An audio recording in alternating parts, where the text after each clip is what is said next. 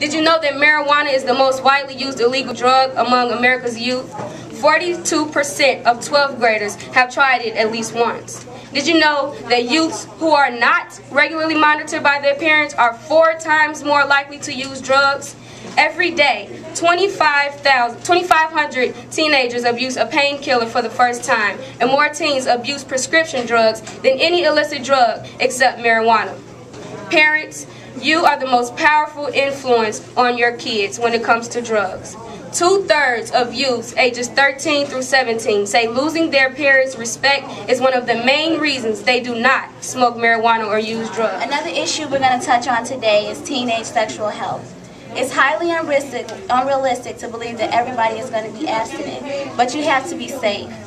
You have to protect yourselves. It only takes one slip up to end up pregnant or with an STD, so use protection, because many of the decisions we make, there are no coming back from.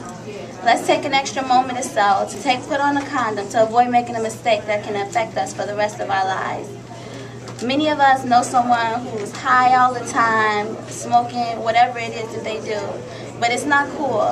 Nothing's fun about losing reflexes, slow reflexes, losing brain cells, hallucinations, or trying to get someone else's urine sample so you can pass a drop. A lot of us say that we don't want to make ourselves another statistic, so let's not make ourselves one. It's important for youth to start thinking about health, because we don't need anything else bringing us down.